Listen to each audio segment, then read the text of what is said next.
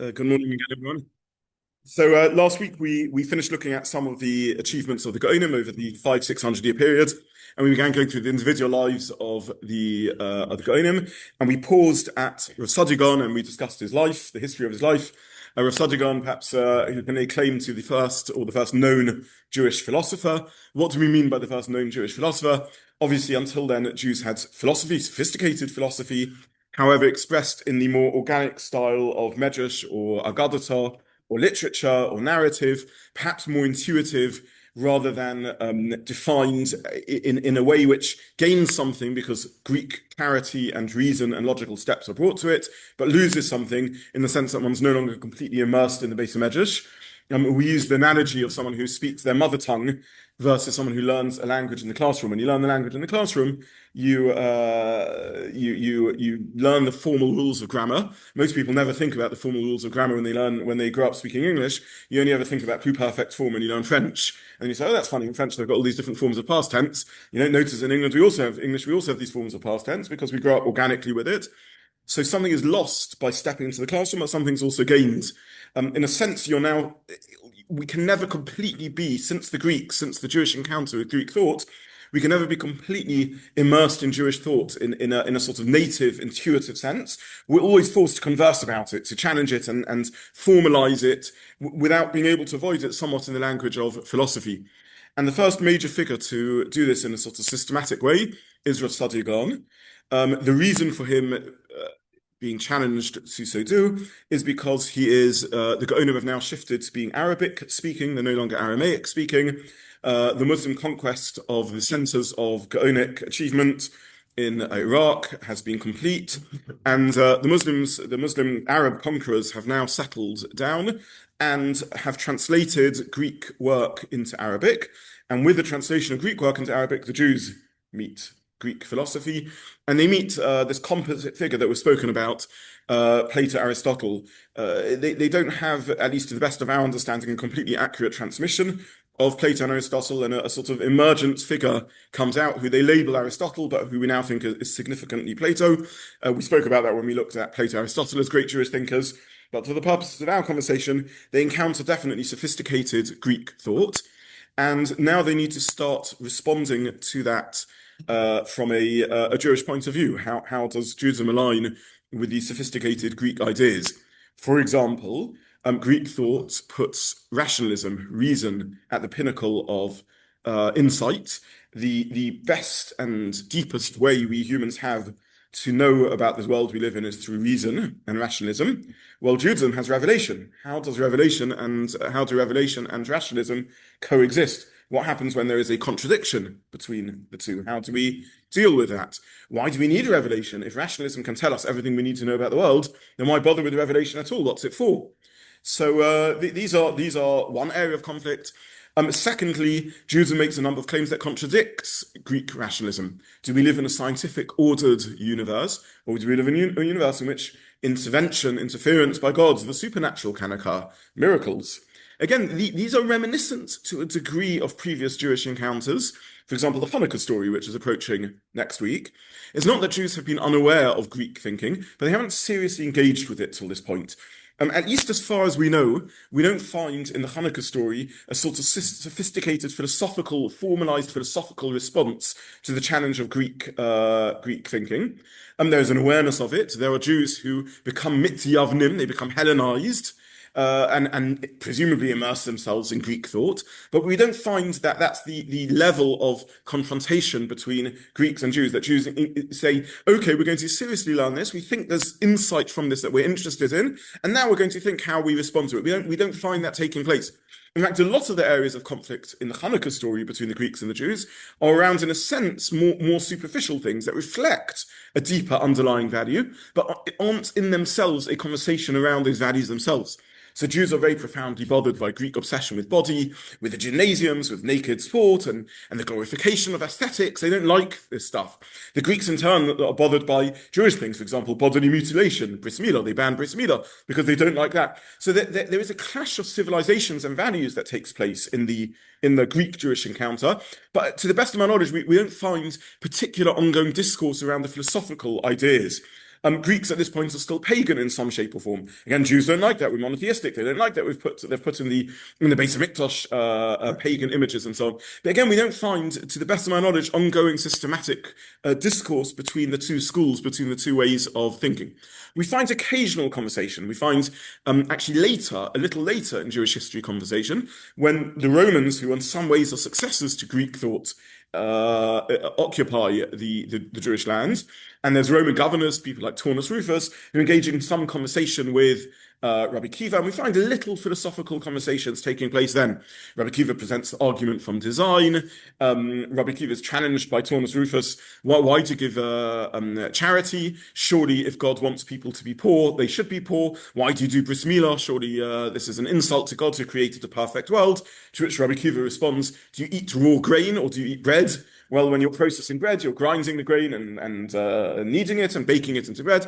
So there's sort of little conversations here or there, but till this time in history, there isn't sort of serious thought given between in conversation or discourse between believers in Revelation, who have a very different outlook, to believers in Greek rationalist thinking. And Reb Saadia Gaon, who engages in this, the first time that we know of in Jewish history, at least a significant figure doing it, who publishes, that there presumably were private Jews who are grappling with these problems earlier. We know about some of them who don't enter mainstream Jewish thought. We know about Philo of Alexandria, for example, but he doesn't remain, at least from our tradition's point of view, as a significant Orthodox thinker. He probably was a traditional Jew. He doesn't seem to have been particularly learned. He definitely knew a lot of things, but possibly couldn't even access the Torah in Hebrew, maybe only in its Greek translation. So there are Jewish individual philosophers, no doubt about that. 100%. There are Jews who are grappling in their own personal journey. But a figure like Rav Saadia Gaon, who is a mainstream Jewish figure, not just a mainstream Jewish figure, the dominant rabbinic and halachic authority of his generation and of many generations, this towering figure who writes a book that becomes a sort of classic of, a canonized, almost a classic of Jewish work. He is the first Jewish philosopher in that sense. There are presumably other Jews who individually engage in philosophy. We know the names of a couple of them, but the first one who writes a book that sort of sets out from what we would now, in an anachronistic term, call Orthodox Judaism, mainstream Judaism, and writes a response that becomes learned and sort of formative in Jewish thinking, is Rav Saadia Gaon. And with this, he launches a very fruitful time in Jewish history, a time that lasts 550 years or so, of Jews engaging seriously with philosophy. And out of that emerges perhaps the peak of Jewish philosophy, which is the Rambam's Moreh Nevuchim. The Rambam knows of Rav Saadia Gaon's work.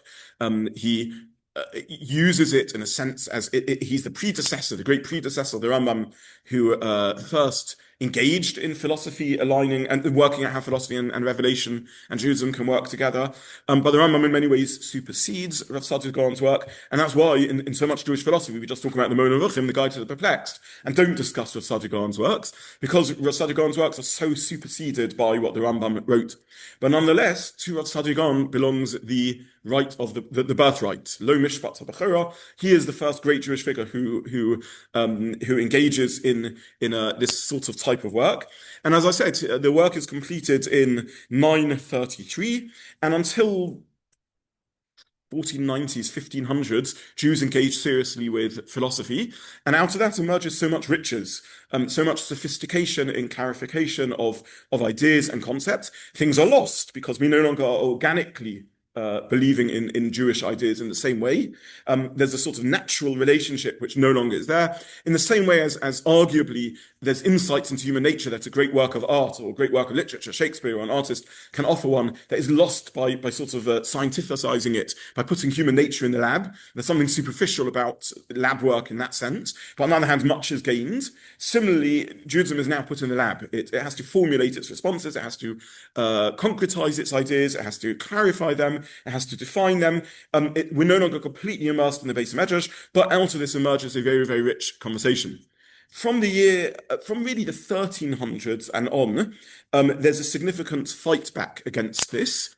Even earlier than that from the Kuzari and others, but the fight back becomes significant from the 1300s and on, largely triggered by the success of the Rambam, we could say. And as the Rambam is so clear in what he's saying, but also so counter to many intuitive Jewish beliefs that the Maimonidean controversies start, and you have the counterfight led by the Kabbalists eventually, and eventually, I suppose, you can say from 1500 and on, Kabbalah and Kabbalistic thinking dominate Jewish thought, and there's a decline in significant engagement with Jewish philosophy in this sort of genre.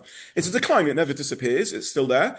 And when we learnt about the Ramah and the Beis Yosef, we saw how the Ramah in faraway Krakow is in many ways a Maimonidean and learning the works of the Ramah and Nevuchim, whilst the Sephardi world has shifted to by and large allegiance to the Kabbalistic system, but you still have relatively late Sephardi thinkers, like to a degree the Abarbanel, to a degree of David Aramah, the Kariates Yitzchak, who are still engaging seriously with philosophy. 13 generations area, the Ralbag, who perhaps is even more extreme than the Rambam in his rationalism. So the decline of Jewish philosophy starts really with the Maimonidean controversies from the 1200s and takes force in the 1300s, and by the 1500s has probably significantly won the battle. But nonetheless, Jewish philosophy remains part of Jewish thinking to some degree ever since. And in many ways, as I said, this revolution is led by Gaon. And arguably, though this is beyond the scope of our discussion, even since this sort of Kabbalistic takeover, we've never been able to stop the discourse with philosophy. Even the Kabbalists have to formulate their ideas and defend their ideas in the language of philosophy. The problem is, if you wish to take an anti-philosophical stance, it's very hard to do so without using the language of philosophy, and you get stuck in a catch-22. So even those thinkers who are radically opposed to philosophy can't help but use philosophical language in explaining why they're opposed to philosophy or in trying to help people understand Kabbalistic ideas. If someone understands Kabbalistic ideas, it wants to understand Kabbalistic ideas, but says, I'm an outsider, I don't. Help me understand it. I'm a scientifically, philosophically educated person. You can't help but use the language of philosophy, even in trying to explain why you're profoundly opposed to philosophical ideas. And we find ever since then, language formulated by the Greeks being used by Kabbalists. Teva, nature. Choma and Sura, form and matter. These are so profoundly philosophical words. Mahut and Eichut, the whatness of something and the quality, the howness of something, quality and quantity, or the like. These are not words that we find in even Metziot, existence itself. These are not words that we find pre the Jewish encounter with philosophy. How would you say in classical biblical Hebrew, just the fact of existence itself?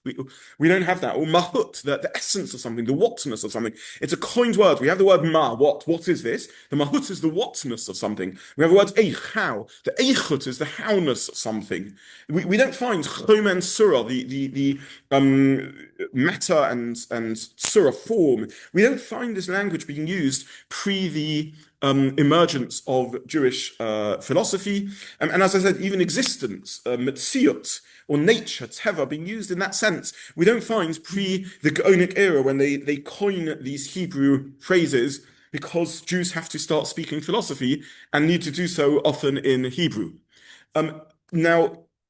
So this is your Gaon, this is his big achievement. And as I say, he launches a fruitful conversation that takes place significantly for 500 plus years, and in some ways is still going on to this day. Now, what did Gaon write? A lot. We discussed last week some of his other writings, a voluminous teshuvot and letters, and he engages in controversy. He fights the distortions in the calendar that he sees taking place. We discussed all of that. But for our purposes, he writes a book in Arabic called, the English translation is The Book of Beliefs and Opinions. That's how it's often translated. When Hebrew, it's often translated as Emunah v'Deyot, the books of Emunah, belief, and Deyot, and opinions or views. This is his primary philosophical work. As I said, he's writing in Judeo-Arabic, so this is Arabic, a Jewish dialect of Arabic, written in Hebrew letters but Arabic words. And much like Yiddish, this is how Jews are speaking. So like Jews take German and they shift it into Hebrew lettering and perhaps add their own language to it, throw in Hebrew and Aramaic words, and out of that evolves a sort of Judeo-German Yiddish. So similarly, he's writing in a Judeo-Arabic. And his work is eventually translated into Hebrew by a member of the famous Ibn Tabon family in Provence. So Provence is on the border between the Ashkenazim. Provence is its own Jewish community. It's its own group. We're now moving to the era of the Rishonim, so we're going from the year 1000 and on, when Jews are breaking up into different groups. You have Sephardim in Spain, you have Ashkenazim in North France and Africa, and you have Provence, which is its own group. Were Provence to have survived, we wouldn't live in a world in which we think about Sephardim and Ashkenazim. We think about Sephardim, Ashkenazim, and Provençal Jews. So, sadly, Provence didn't survive and left no successor, but there's an important Jewish community in Provence, just over the Pyrenees from Spain.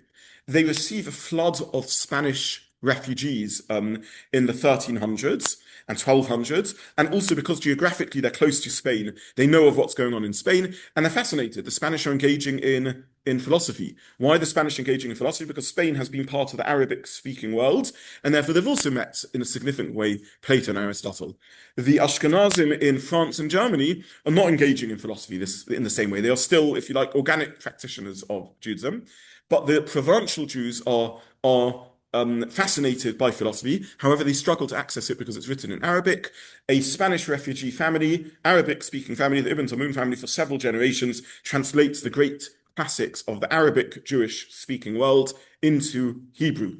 They translate the Rambam's Moreh Nevuchim, of course, the Guide to the Perplexed. They would translate Rabbenu Bechai's Chovas HaLevavos, the Obligations of the Heart. They translate the Kuzari, all these works written in Arabic, but they also translate, these are all Rishonim works post-1000, the year 1000, but they also translate Gaonic works that are written in Arabic, primarily the Book of Beliefs and Opinions, Sefer Emunah V'Dayot of Rav Saadia Gaon, and for the first time accessible in Hebrew, not in Judeo-Arabic, are works of philosophy.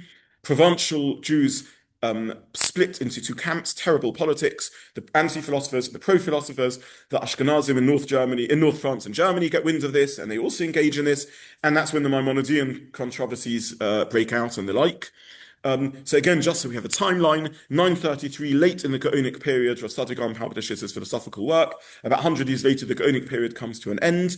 The Spanish Rishonim largely continue this aspect of Arabic philosophy, and you have the Kuzari, who's somewhat anti-philosophy, but still somewhat using the language of philosophy. You have the Chovas HaLevavos, you have the Rambam in his Moreh Nevuchim. These works in the 12 and 1300s are translated into Hebrew, and by Provençal Jews, the Ibn Tabun family, and then the great controversies around Jewish philosophy break out. We now zoom back, that's the overview, but we now move back into 933, the publication of Rav Saadia Gaon's work and his great philosophical work, and that's what we're now going to talk about. What are Rav Saadia Gaon's ideas? So it's important to understand that Rav Saadia Gaon has unique Jewish interests, and he's also got general interests. He has unique Jewish interests in that he's interested in defending rabbinic Judaism against the Karaites, and we've discussed that previously. So there is a particular work here. He's interested in defending the oral Torah against Karaites. He's also interested in defending the oral Torah against Muslims and Christians. And he's living in an environment which is Muslim-dominated but has significant Christian populations. It's in some ways the golden age of the three-way religious conversation. Christians and Jews are living safely in Muslim lands by and large, with second-class status, but still able to flourish. And he's interested in defending Judaism against Christian and Muslim attacks against the oral Torah. He's also interested in defending Judaism against Muslim attacks who claim the Torah is distorted. The Muslims recognize the authority of Musa, of Moshe, as a prophet. They recognize that Jews have prophetic traditions, but they also claim that Jews have corrupted their prophetic traditions, and therefore the Quran came to correct these stories. Because there are discrepancies between the Quran and the biblical version, and they claim that the biblical version has been corrupted by Jews, and therefore Saadia Gaon is interested in defending the authenticity of the written Torah, and also he's interested in defending it against theological claims by the Christians, such as that God can be embodied in a physical form, that God can have some form of Trinitarian identity or three-part identity, counter to our understanding of pure monotheism and Muslim understanding of pure monotheism. So he's engaged in multiple levels of discourse. He's dealing with internal critics, the Karaites, with Christians, where it's theological issues like God being embodied and having a multi-dimensional essence to his nature, and he against Muslim claims of corruption of the Torah. So these are part of his sort of agenda, but he's also engaged in more universal issues, as I said, around rationalism versus revelation. And in that sense, he's a fellow traveler with the Muslims who also believe in revelation and also believe in miracles and also believe in a created universe rather than an eternal universe. And also believe in gods and so on. And in that sense, against many of the Greek traditions. Now, it's also important to realize that in that part of his work, he is he's the Jewish groundbreaker of work already set into motion by Muslim thinkers. Because there are Muslim thinkers, in fact, by the time Rav Gaon comes on the scene, whole schools of thought that have already been grappling with these issues. So, as I said, the Muslims, the Arabs, more than the Muslims, the Arabs encounter Greek philosophy, they translate it into Arabic, and now they have to grapple with this. How do we believe in our faith, which is revelation, a different revelation, well, our revelation plus their own revelations? How do we deal with that? How do we grapple with that when we're now encountering this wonderful and amazing Greek philosophy? And they develop various schools of thought to respond to them. In particular, for the purpose of our discussion, a school of thought called the Kalam. Kalam means speakers or rhetoricians, because they inherit the Greek tradition of arguing, using rhetoric to argue their philosophical views, and there develops the practitioners of Kalam, known as the Muta Kalam. There develops a whole school of Kalam philosophy long before Saadia Gaon comes on the scene, and in many ways we could argue that he is a Jewish Kalam. That's what he is. Within Kalam itself, there are a number of schools, sub-schools of thought that give different weight to how we balance revelation and reason. What do you do when reason contradicts with revelation? Revelation? What do we do when things in the Torah don't seem philosophically or factually or scientifically sound? How do we respond to that? Rav Saadia Gaon is part of that Kalam conversation in a sense. And we know that again. There's discourse between the two schools between Rav Saadia Gaon and Kalam practitioners, Muslim Arabic practitioners of this type of philosophy. So that contextualizes Rav Saadia Gaon's thought. The Rambam doesn't like Kalam. Not because of anti-Arab or Muslim agenda. These are people who are fellow travelers, but he thinks it's philosophically flawed.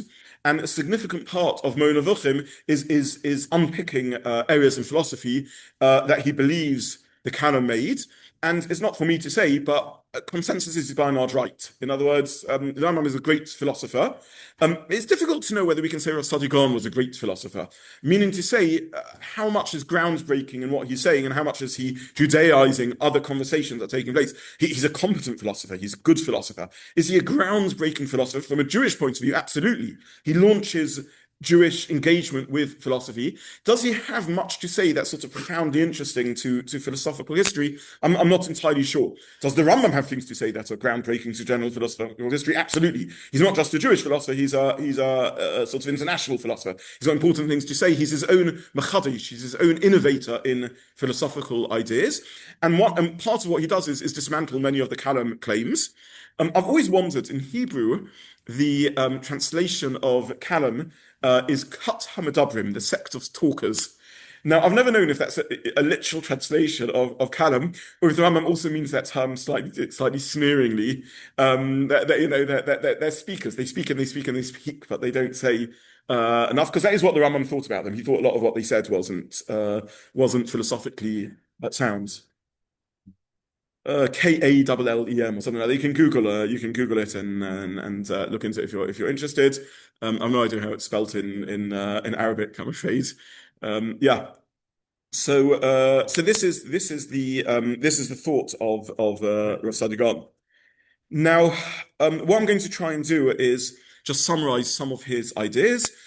Some of them will be things I don't think we've spoken about in our Sunday morning philosophy, and some of them will be things that we've met anyway, because the Rambam speaks about all these same topics, just in his own Maimonidean way. In many ways, I suppose you could say Rav Saadia Gaon set the agenda for future Jewish conversations around philosophy, because he dealt with the major areas of clash between Jewish philosophy and Jewish thinking, rather, it's not yet philosophy, and Arabic Kalam. Sorry, Kalam, yeah. Kalam. So what does he talk about? So I'm going to just try and go through, in a sense, chapter by chapter, and summarize what the chapters are about. He writes an introductory chapter, chapter one, in which he says more or less what I said, which is my aim in writing this book is to defend Judaism against skeptics, against heretics, against foreign philosophies, Karaites, Muslims, Christians, Greek influenced thinkers.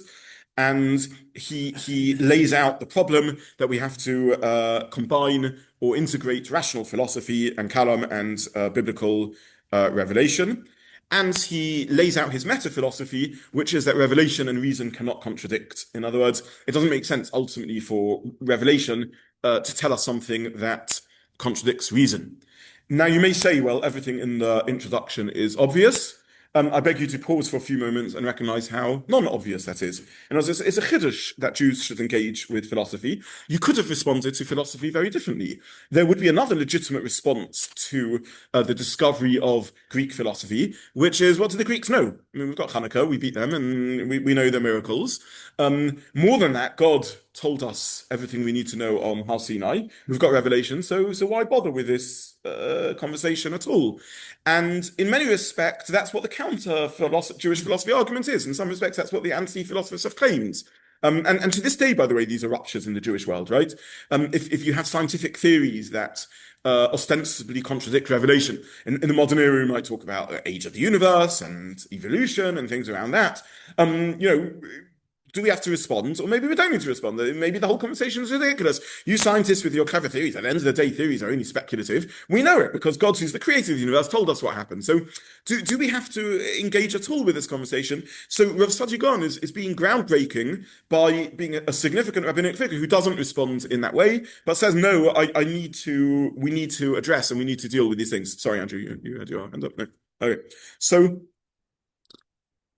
Chapter one, which is not an introduction, I mentioned before that medieval authorities don't really write introductions. They often don't explain to us what they are doing. But as Greek thinking intrudes on Jewish behavior, introductions do become a thing. And Rav Saadia Gaon, again, Rashi doesn't write an introduction, what he's trying to do in his Perush. We discussed this when we learned Rashi. Nowhere does he really tell us his methodology and what he's trying to achieve. Rav Saadia Gaon here does, and tells us that he has a sort of meta-philosophy, including that reason and revelation have to find accord. In his second chapter, he basically says that there are a number of routes through which we humans know about the world. For example, we have empirical knowledge of the world, which he calls sense perception. We just experience things about the world. We have what we can call deductive logic. He doesn't use that term, but basically rational thinking built on a series of axioms. So I think we've discussed axioms before, even though axioms are by definition, in a sense, can't be proved. Maybe that's what an axiom means, but nonetheless, they are intuitive, basic points of reason, which we can't think of an alternative. We can't reason without. They are the very tools of reason. And if you then string a series of axioms together, you can arrive at quite sophisticated mathematical theories, for example. So let's just give an example. If A equals B and B equals C, then A equals C. Right? We can't really conceive of a different way. That's like a very basic building block of logic. If A is bigger than B and B is bigger than C, then A is bigger than C. Again, we can't prove it. It just seems almost definitional. It's axiomatic. It's the very tools of logic. And if we begin combining them, you can develop fairly sophisticated mathematics. In a sense, all of mathematics starts at this point, and so on and so forth. So this is a second area of a second tool of knowing about the world, axiomatic or intuitive thinking. The third is combining or integrating axioms and inferring things from them, which is, as I said, deductive logic. Out of that develops things. And then there's reason or reasonableness, which nowadays we might call inductive logic, which is simplest explanation of facts. So let me just try and explain what I mean by that. In modern science, for example, perhaps in year 7 or what we used to call the first form of high school, you might do the following experiment. You may take water and you may see that it can dissolve 10 milligrams of sugar when it's at 10 degrees, and 20 milligrams of sugar at 20 degrees, and 30 milligrams of sugar at 30 degrees, and 40 milligrams of sugar at 40 degrees. And then you're taught to sketch a line and we extend the line, and we've used what's called inductive reasoning, in other words, reasonableness, to assume that unless we have evidence to the contrary, the line will continue upwards evermore and downwards evermore. So you string together a few data points and extrapolate. Now, I want us to understand, and this is important, that this is very different to deductive logic. Deductive logic, at least for now, we would assume is in a sense unbreakable. If A equals B and B equals C, then A equals C. You can't argue with it. It's not because we've done lots of experiments and we've never found a contradiction to it. It just seems definitional. It seems to be the very what the terms themselves mean and axiomatic. This little graph that we've strung together, whether a line or a circle and so on, is based on an assumption that for now it's the simplest explanation of the fact that we have, and therefore until we have evidence to the contrary, it seems reasonable to assume that that's the case. We don't really know that at 35 degrees there's not some jump in the graph where it suddenly goes up and then goes back down. Maybe the graph goes like this, and there's a little peak, and then it carries on, and I've just missed that little peak. Why would that happen? I don't know. Maybe there's some property of water and sugar that means it's particularly good at dissolving at 43.79 degrees. And if we don't track exactly that temperature, we'll never notice that little blip. This is all science is built on Occam's razor, they call it, or simplicity or aesthetics. It's all built on a type of assumption of simplicity, an assumption about which we don't have evidence, but just seems to be how the world conveniently works until there's evidence to the contrary. In fact, we know that this little scientific experiment that we did in year 7 is flawed because we would think to extend the graph up forever, and we would say, for example, that at 120 degrees, water will dissolve 120 milligrams of sugar. But of course, we know something funny and unexpected happens at 100 degrees, which is that the water becomes steam and turns into a gas, and it stops dissolving sugar at all, and it falls off like that. Now, if you didn't know that, you may plot your graph with 3 data points or 5 data points or 100 data points and never spot that actually the graph can't be extended ever upwards. And we know that the graph can't be extended ever downwards because at 0 degrees, of course, the water becomes frozen and again ceases to dissolve sugar. So who would have ever expected that at 0 degrees and 100 degrees, the rate of dissolving of sugar plummets down to 0? Very, very interesting outcome because I'm trying to bring out from that, in a sense, the weakness of inductive logic, that you can never be sure about it. Maybe there's something that we don't know. Now you may say, okay, very good, Zobin. So measure every single degree, 1, 2, 3, 4, 5, and then we'll know all the way. But there's always sub-degrees. Maybe at 1.117 degrees, something unusual occurs. We can never measure every single temperature. And therefore, every scientific theory in inductive logic, it's always a different. This isn't a dig at science. It's simply explaining that we use one word, scientific logic and mathematical logic, together. But this is well known. This isn't nothing I'm saying here is controversial. In fact, they are built on very, very different systems of reasonableness or logic, and they don't work the same way at all. The truth is, even if I measured every single degree of water, I still wouldn't know really how water dissolves sugar, because maybe that only takes place on the 7th of December 2025. Maybe the 8th of December things completely change. Now you may say, why on earth should things change on 8th of December? They've never changed in the past. But that's exactly the point. That is inductive logic, not deductive logic. Maybe there's something we're missing. That means in 24 hours' time, everything will change. How do we know that nothing will change? Only because the simplest possible explanation based on previous observation is that things don't change. But again, that begs the question. Are you with me in this, right? Unless we have reason to think to the contrary, we will assume that nothing changes. But on what is that assumption built? Only on a number of data points, the days that we've existed so far. We don't know. We can never know infinite data points. So all science is built on an assumption of simplicity about which we don't really have any basis to believe. We don't know why simplicity exists, why the world operates in a simple way, and we can't even really prove simplicity because we can only ever prove it from previous experience, not from future experience, and therefore, in a sense, again, it's circular. It begs the question: we just seem to exist in a universe that often behaves in the simplest manner until we find evidence to the contrary. In many ways, we now know that we live in a very surprising universe, and it took scientists a long time to quantum mechanics and other things like that. But this is a sort of summary of a difference between the two. And in his own way, Gaon is aware of that and conscious of speculative theories versus ironclad theories. He doesn't formulate it even remotely in the way that I did, and I don't think it was ever fleshed out really till very late in human history, to the 1900s, late 1800s and 1900s, exactly this distinction. Rosh Hashanah is somewhat aware that there's a difference between empirical reason and speculative reason and deductive or axiomatic reasoning and so on. And he speaks about these distinctions in his own way. So I saw a series of hands up. Yes. You're on the first part. Mm-hmm. Yes, absolutely. Yes. Except if you see something in front of you now, at this moment, you know it exists. So if Revelation says, this chair isn't here, and I'm seeing the chair here, I have a clash between reason and revelation. Now, I could answer that clash. I could say it's an illusion. I could say I must be imagining it. I could say that God's, there are responses you can say that even dismiss that level of reason. Well, Sardigrano is going to argue don't exist that level of reason.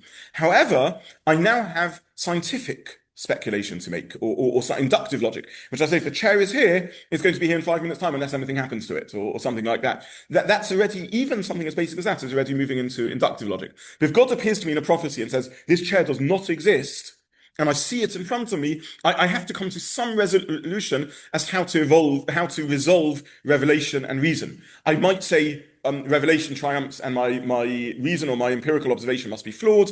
I might say understand chair metaphorically, it's symbolizing the kids are covered, not physical chairs, but something has to be said. I'm already in the realm of clash between. That's what Sadigan's point, really, that the clash between reason and revelation isn't, yes, the Greeks have made it more sophisticated, they made it more complicated for us, but in a sense, it's always something that you have to grapple with. It's not a new phenomena.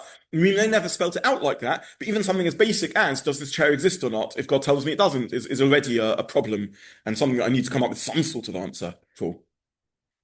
Okay, so this is the reason I'm spelling this out is because it's important that when we speak about, and Rasad Gaon thinks it's important, that when we speak about clash between reason and revelation, we do a little bit of unpicking about what reason is.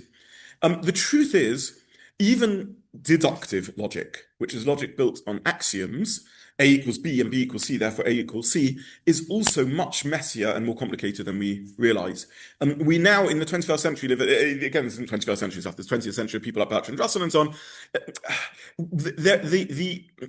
The assumption that reason reigns supreme is actually somewhat unpicked, interestingly, after the great age of reason, which was the Greeks back in the day, and then the new age of reason triggered by French philosophers and the French Revolution, and this sort of idea that reason reigns supreme has been unpicked over recent centuries. Kant and awareness of the limits of human reason, and Bertrand Russell and awareness. Bertrand Russell famously is Principia Mathematica, in which he struggles after voluminous writings to prove that 1 and 1 equals 2, and Gödel and other thinkers. Even reason is much messier than we think. And again, this isn't a dig at reason and a dig at science. It's simply saying that things are much more complicated. But medieval philosophers, from Rosh Hashanah through to the Rambam, scholastics and so on, think that reason is certain sorts of reason is ironclad, and they think that reason can give rise to sort of anything. Many of the proofs, by the way, the Rishonim's philosophical proofs for God, are proofs that we don't ring to the modern era anymore, because we don't think that reason reigns as supreme as they once did. It's interesting. We think that we live, if we had to plot a graph of the rise and dominance of reason, and we plotted several points, we think that we are on a curve upwards. We're not. We're in a much more complicated world than that. And in some ways, we're living in an age of decline of reason. On a very complicated level, that probably trickles through to some of the sort of subjective, woke, post-truth stuff that's floating around also, because there's become a bit of a disillusionment around even the power of reason. Now, I'm not suggesting that some of the more extreme philosophies have philosophical credence, but I am saying that there's a zeitgeist, a sort of atmosphere in the time in which actually we're not living post-French Revolution, when there's this naive view that all you need to do is be reasonable, think logically, and everything will be okay, and all humans will get on. And Voltaire and the like seem to have had this sort of view that as long as we all think reasonably and logically and philosophically, that will be the solution to all the world's problems. And obviously we know that's not the case. But Sadigan is living in a time where reason reigns supreme, and this is his second introduction, in which he says there are multiple sources of knowledge. Now, how do we resolve contradictions between the reason-based sources of knowledge and revelation? So here Rav Saadia gives a formulation which, by and large, we go with to this day in many respects, and in which he says as follows. He says, if there is something which is definite and provable, we have the right to take a pasuk and say this pasuk must be non-literal or conceptual if it contradicts a definite fact. And let me just give you a few examples of that. Sometimes it says things which are clearly ridiculous. If you take it over literally, for example, Chava is described as Aim Kol Chai, the mother of all living. This is a Gaon's example, the mother of all living beings. Well, she's not the mother of all living beings. She's not the mother of bears and tigers and insects and plants and so on. Well, maybe Chai means only moving things. You're not the mother of fish. So what do we say it means? It must mean all human living things. Well, what do you mean? The pasuk says "Aim Kol Chai." So Gaon simply points out that pshat takes into account context and reasonableness. So this is one example of when we can take something out of its pshat basis. We can also take things out of their pshat or simplest reading when there's a contradiction between different sources of revelation. Again, we don't think of it in that sense, but we all do this intuitively, right? We have a pasuk that says "Lo Olam Bahem Tavodu," that or Yotzar, that an Eved Ivri should go free, should stay if he has his ear pierced, should stay Vavada Lo Olam. I'm sorry, he should serve forever. And then we have another pasuk that says "Tula Yovel," and we understand that forever doesn't mean forever and ever and ever for infinite time. It means for an extended period of time. And Yovel, and that's how Chazal. That's sort of a classic of Gemara, where Gemara will resolve seeming contradictions. Now, we've spoken about this before. I will remind you when we looked at Pshat versus Medrash and so on. Plug for the online recordings of those. But again, Rav Saadia Gaon, in a sense, just formalizes that. But Chazal have been doing that for forever. That's sort of again. But he points that out as a principle. That if you have a contradiction between pasukim, then again we may sometimes take a pasuk and understand it to be conceptual or metaphorical or poetic or the like. Then he says if something contradicts basic reason and logic, and here he says that, for example, anthropomorphisms fall under two categories. And he's the first one to formulate this consciously, in a sense, or spell this out. When the pasuk says Yad Chazaka, Hashem has a strong hand, Zroya Natuya, an outstretched arm, Eine Eretz Asher Eine Hashem Lekach Ba, where the eyes of God are on something, we understand that to mean a way of expressing a metaphorical language used to express power and reach and control and awareness, omniscience, omnipotence, and things like that. But don't think it means that God has an arm and God has a hand and God has eyes. And why is it that we can take... Now, we often don't think about these, again, as taking psukim out of their pashas. We take it so for granted that it's not what the psukim mean. It's obviously not what the psukim mean. And therefore... we just sort of read it like that. But by the way, in this respect, Chazal obviously read it the same way. But Rav Saadia Gaon again introduces that into the conversation, in essence saying, don't say I am this sort of modern thinker that's giving reason dominance over Torah and somehow heretical in so doing. And no, we should just switch off reason and just understand things literally, because no one thinks, or almost no one thinks, that God has a physical hand or physical eyes, and we all do that. Why? Because it's against other pasukim in which Hashem says, the pasuk says, remember, you didn't see any physical form to Hashem. For example, at Sinai, you didn't see any physical form when there was revelation, and it's against reason. And I'm not going to go through the full philosophy now. But if you are an out-and-out monotheist in which you believe God is complete unity, in which he can't be in any way expressed in division, in parts. He has no spatial. As soon as God is physical, he's spatial. There's parts physically because he spread. So there's this chunk of God and that chunk of God. If he has arms and legs, then he's certainly not a complete unity, because he has an arm and he has a head and he has legs and he has eyes. So this is a contradiction philosophically. The Rav Saadia Gaon would argue in deductive logic. You can't say God is both one and multiple, and therefore God can't have a physical form. And therefore, under two of the rules of interpreting Pesukim, we understand anthropomorphism. And again, in that, the Rambam followed his path, as did so many others. So Saadia Gaon is the first one to spell it out in that way. Now, I remind you of 2 points. The first point is the idea that there's a contradiction in Pesukim isn't so clear-cut. You could resolve the contradiction. You could say God has eyes and an arm and a hand, but all the pasuk is saying in Har Sinai is, you didn't see it. Why didn't you see it? Because God's arms and God's eyes are so magnificent and so past human perception. There are chazals that indicates sort of language in that way. Again, Utronos Rufus and Rabbi Kiva, why can't you see God? Well, can you even gaze at the sun? The sun is just one of God's lesser creatures. Kal v'chomer, how much more so, you can't gaze at God himself. So you could have said, for example, that when the Torah emphasizes again and again, you didn't see an image of God, don't make an image of God, that's not because God doesn't have a form, it's simply because don't think his form is anything like these pathetic little idolatrous images that you're going to make. Don't think that a human can see God's form. We don't have we could have in theory resolved the clash of Pesukim in a different way. We could have, in theory, resolved the philosophical problems about God having a body in a different way. And I said, you little pathetic human being, what do you know about God? If God chooses to have a body, then let him have a body. Like, why, God can do anything. If he can do anything, surely he can embody himself also. Saadia Gaon doesn't go with either of those. As late as the Rambam's lifetime, there are some thinkers who are still going with that.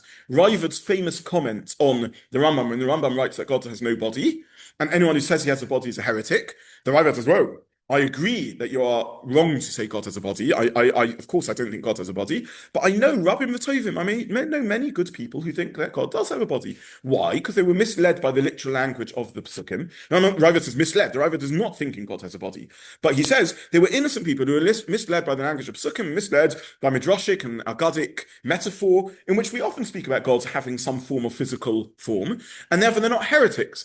Now, who are these amazing good people who are saying, like the Ravid quotes them? We don't know exactly. We've discussed it again in previous occasions when we looked at the life of some of the Rishonim, including even Rashi and so on.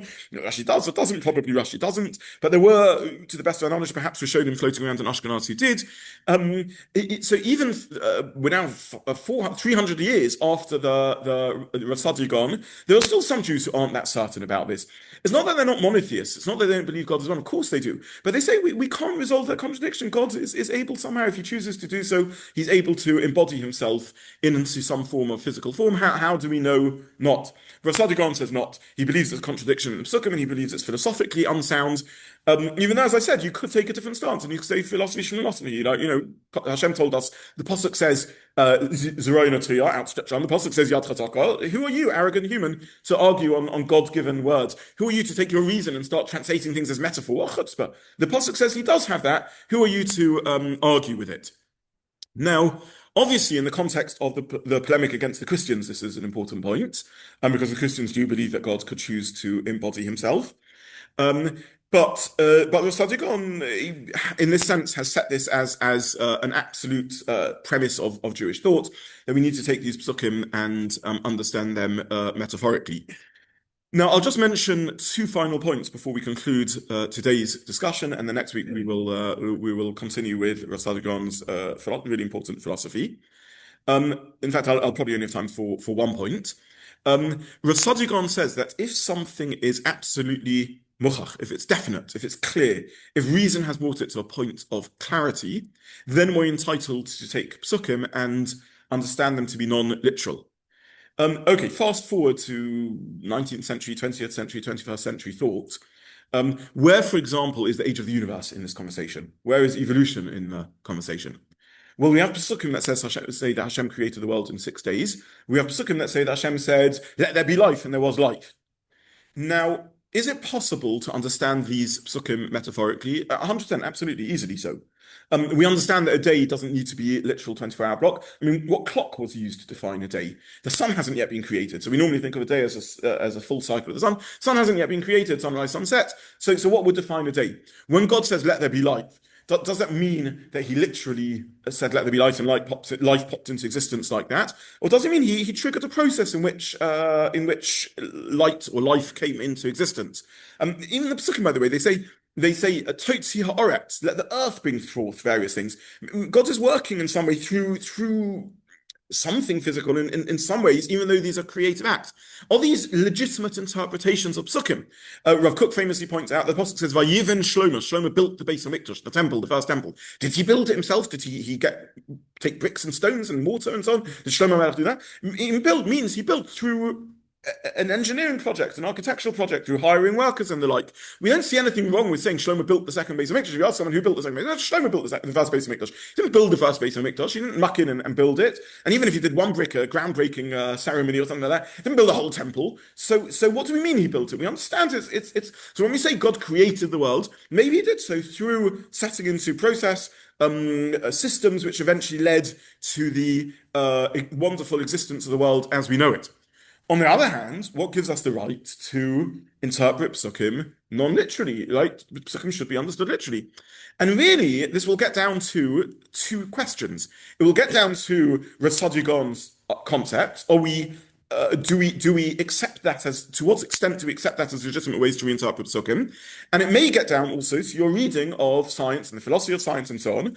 I'll come to in a moment, has evolution or age of the universe, two separate theories, not dependent on each other completely, have either of them crossed the threshold of being definite? If they've crossed the threshold of being definitive facts, definite, no uncertainties around them, then seemingly, in line with the Sadigon's theology, we would be entitled to reinterpret the psukim, counter to how they were understood probably by most Jews throughout most history. There are allusions in the Rishonim to these ideas. The Rambam Monevuchim already takes the 6 days of creation as non-literal days. But nonetheless, most Jews throughout history read these psukim as literal, and the Rav Sadigon himself says, don't take psukim as non-literal unless you cross the threshold of one of these criteria of reason: empirical, inductive logic, deductive logic, intuitive axiomatic principles, contradictions within psukim.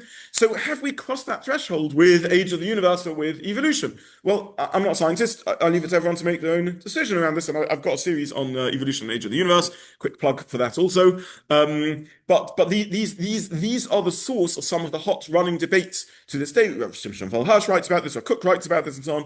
I simply want to mention how essential this formulation of Rav Sadigan is till the 21st century to many of these conversations for believing Jews who do learn and study science and perhaps want to find ways to resolve them. On the other hand, to follow every passing philosophical or scientific fad and begin rewriting Pesukim every time some trend of thinking emerges is dangerous. It opens a complete Pandora's box, right? It's a complete nightmare.